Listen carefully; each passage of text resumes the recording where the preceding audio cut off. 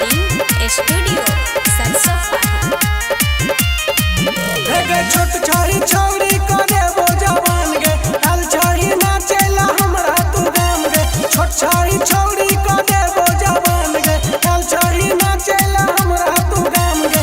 देखी के लागो सब छोरा के बोखार, छोरा के बोखार गे, छोरा के बोखार। देवो न मरिया सुन हजार ढोरी से कामी ऊपर उधार। देवो न मरिया सुन हजार ढोरी से कामी ऊपर उधार। छोट छाई छौरी को देवो जवान गे, हल छाई नाचेला हमरा तू गाम गे। छोट छाई छौरी को देवो जवान गे, हल छाई नाचेला हमरा तू गाम गे। देखी के लागो सब छोरा के बोखार गे, छोरा के बोखार गे, छोरा के बोखार। देवो न मरिया सुन हजार ढोरी से कामी ऊपर उधार। देवो न मरिया सुन हजार ढोरी से कामी ऊपर उधार।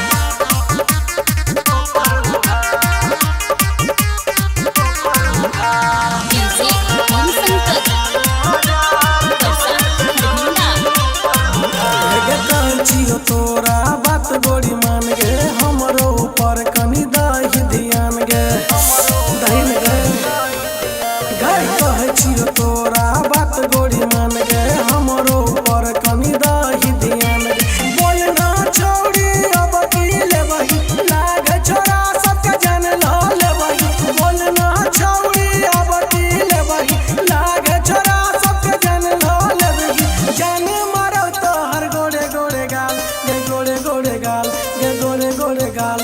देवो न मरिया सुन हजार ढोरी से ऊपर कानी उधार। देवो न मरिया सुन हजार ढोरी से ऊपर कानी उधार।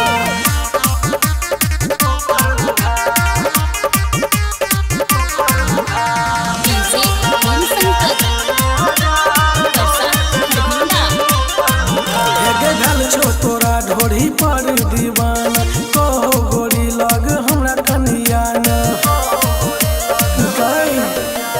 ढल छो तोरा ढोरी पर दीवान, कहो गोरी लग हमरा कनिया न। मुकेश समीम छोड़ी पड़ जतो महंगा, मुकेश समीम छोड़ी पड़ जतो महंगा।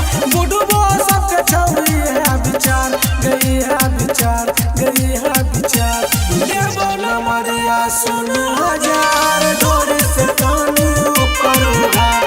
देवो न मरिया सुन हजार ढोरी से कानी ऊपर उधार। सुरेश रिकॉर्डिंग स्टूडियो सरसों।